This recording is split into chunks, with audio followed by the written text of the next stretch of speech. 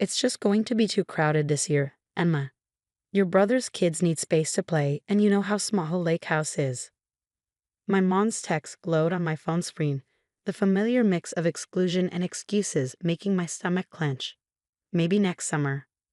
I glanced out my office window at the construction site next door to my family's cherished lake house, where workers were laying the foundation for what would become my own waterfront dream home. A small smile played on my lips as I typed my response. No problem, Mom. Enjoy your summer. My name is Emma Sullivan, and at 34, I'd spent my entire life being the family afterthought. The quiet one. The responsible one. The one who could always be counted on to understand when she wasn't wanted. While my younger brother Marcus and his wife Olivia paraded their perfect family around like a circus act, I was the single career woman who wouldn't appreciate family gatherings anyway. What they didn't know was that 6 months ago, my grandmother Eleanor had left me a secret inheritance, one that would change everything. Are you sure about this, Emma? Gran had asked during our last private lunch together, sliding an envelope across the table. The lakefront property next to your parents' house, it's yours if you want it. I never told them I bought it 30 years ago, been paying the taxes quietly ever since. I'd stared at her, confused. But why keep it a secret? Bran's eyes had twinkled with mischief. Because I saw how they treated you, dear. How they always push you aside for Marcus. I wanted you to have something that was just yours. Something they couldn't take away or diminish. Now, watching the construction crew work, I remembered every summer spent at that lake house, every time I was told to give up my room for Marcus's family. Every holiday I was asked to stay home because space was tight. The property Gran left me was twice the size of my parents' lot, with better views and private beach access. My phone buzzed again. Another text from Mom. I knew you'd understand, honey. Marcus's twins need the extra bedroom this year, and Olivia's expecting again. We have to make space for the nursery. I set my phone down without responding and walked out to meet with Carlo, my architect. How's everything progressing? I asked, surveying the site. Perfectly on schedule, Miss Sullivan. The foundation will be done next week, and then we start on the frame. By midsummer, you'll have the most beautiful house on the lake. I smiled, imagining my family's faces when they realized what was happening. They'd been so wrapped up in Marcus's life that they hadn't even noticed the construction next door. Mom and Dad barely spent time at the lake house outside of summer anyway. And Marcus was too busy with his perfect life in the city to pay attention. That evening, as I sat on my temporary rental property's deck overlooking the lake, my phone rang. It was Marcus. Hey sis, Mom told me you're skipping the lake house this summer. You sure? The twins have been asking about their Aunt Emma. The guilt trip. Classic Marcus. I'm sure, I replied calmly. I got some projects to focus on this summer. You work too hard, Em. You should really try to have some fun sometimes. Start a family of your own. I watched a construction truck pull up to my lot, delivering materials for tomorrow. Oh, don't worry about me, Marcus. I'm building something special. Whatever you say, sis. Hey, since you're not using your room this summer, mind if we store the twins' toys there? Olivia's bringing basically their entire playroom. Go ahead, I said, my smile growing wider. Use whatever you need. After hanging up, I walked down to the edge of my property and looked at my parents' lake house next door. The worn dock needed repairs, the paint was fading, and the garden hadn't been tended in years. They'd been so busy accommodating Marcus and his family that they'd let the place fall into disrepair.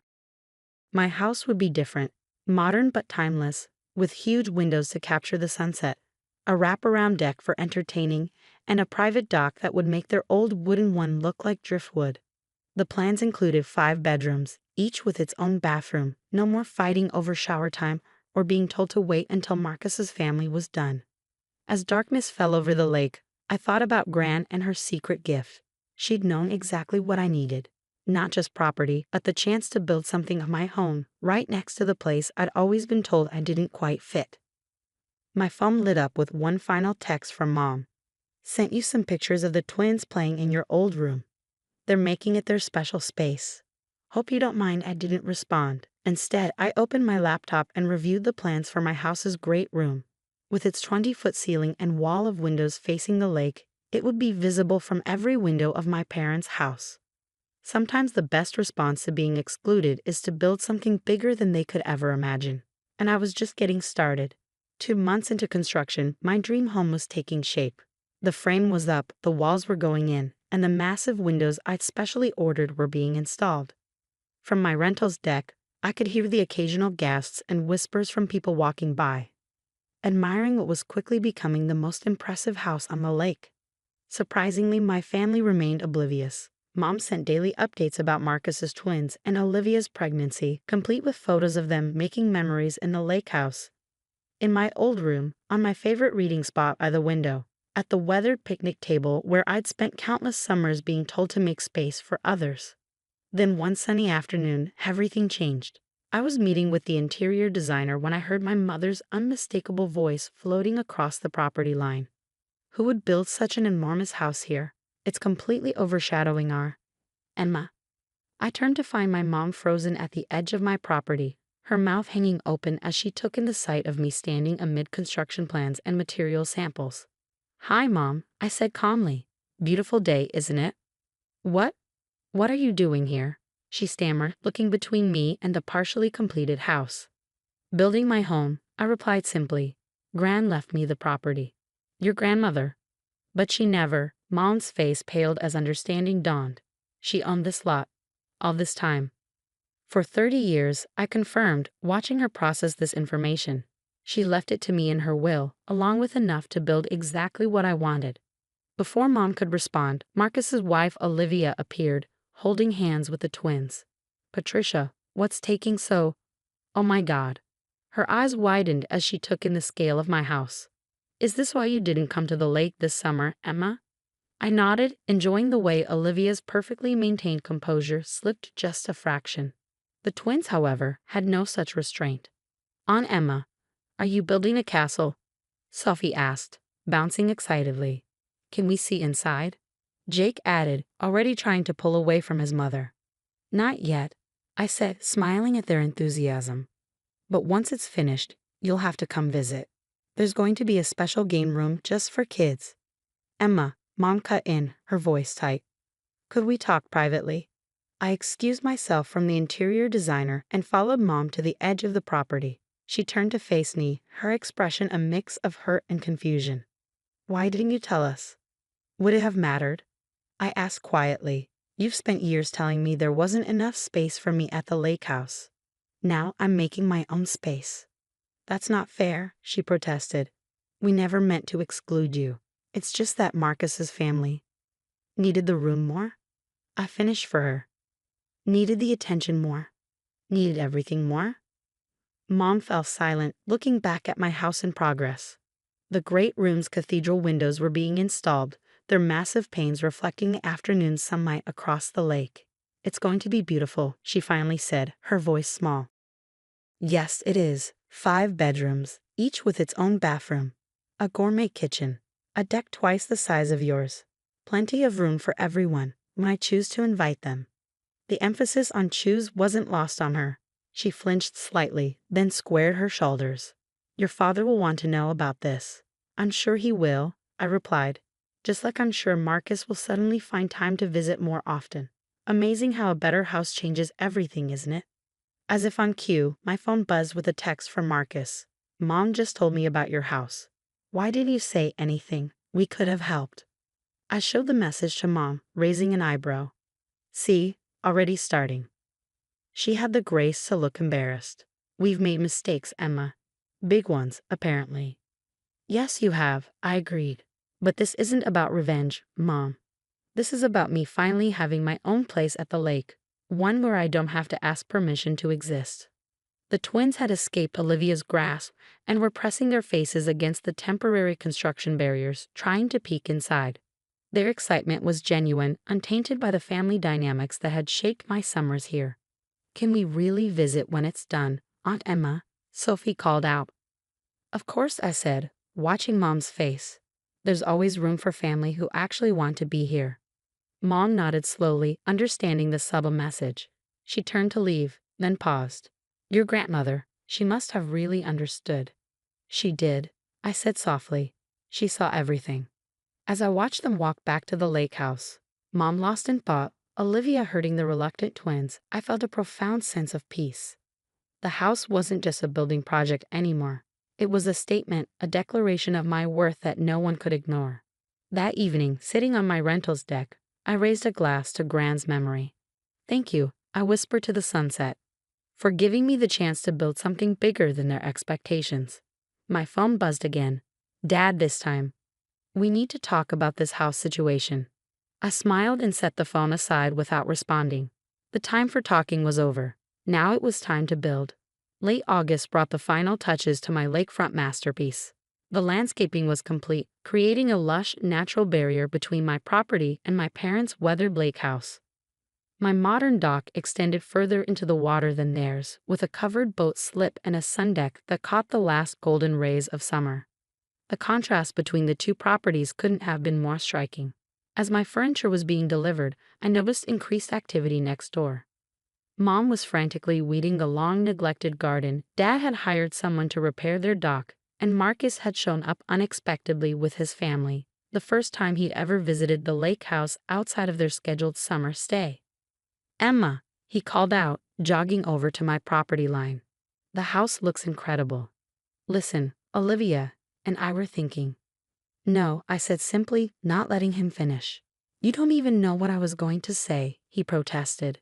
"You were going to suggest moving your family's summer stay to my house instead," I replied, checking items off my delivery list. "The answer is no." His face flushed.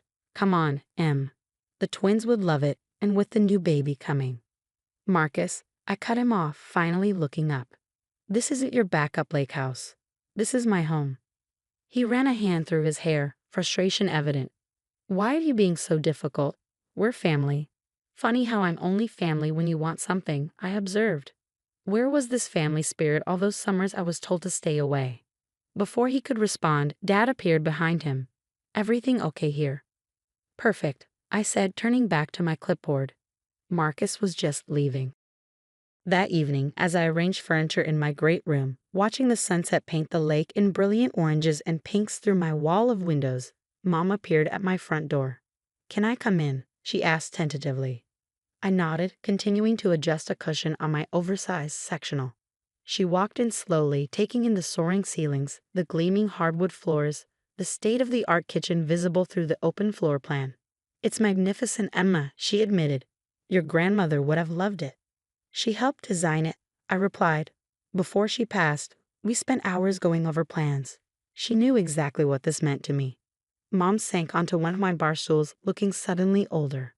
"I've been thinking about what you said, about how we treated you. I kept telling myself we were being fair, that Marcus needed more because of his family. But," she gestured around the room, "clearly we were wrong about a lot of things." I stayed quiet, letting her continue. "Your father and I, we took you for granted. Assumed you'd always understand, always step aside. We didn't realize we were pushing you away." "Did you ever wonder," I asked, my voice steady, "why Gran left this to me and not to all of us?" Mom's eyes filled with tears. "Because she saw what we couldn't, or wouldn't.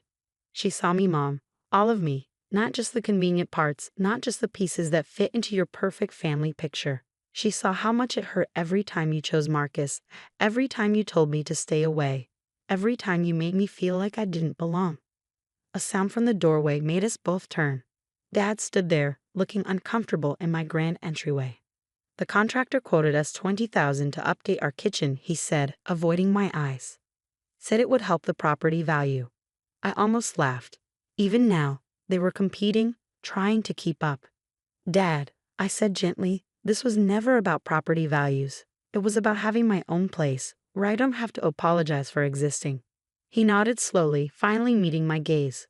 "We got it wrong, didn't we?" "Yes," I agreed. "But that doesn't mean we can't get it right from here." I walked to my kitchen and pulled out 3 glasses, filling them with wine. "Stay for dinner," I offered. "Just us. No Marcus, no Olivia, no twins. Let's talk about how we move forward." They accepted, and as we sat at my dining table, watching boats drift past on the lake, something shifted. The conversation was awkward at first, years of unspoken hurts hanging between us. But it was a start. Later that night, after they'd left, I stood on my deck and looked at the 2 houses side by side. My parents' lake house, with its fading charm and decades of memories, both good and painful. And my new home, built on Gran's love and my own strength, a testament to choosing yourself when others won't. My phone buzzed with a text from Marcus. Mom says you're hosting Thanksgiving this year. I smiled, typing back, yes, but only for those who can appreciate being invited, not those who expect it. As the last light faded from the sky, I raised my glass one final time to Gran. She'd given me more than property. She'd given me the courage to build my own place in the world, right next to those who tried to minimize me. Sometimes the biggest revenge isn't about getting even. It's about building something so magnificent that they can't help but see what they missed all along. And as I looked at my beautiful home, I knew I'd built exactly that.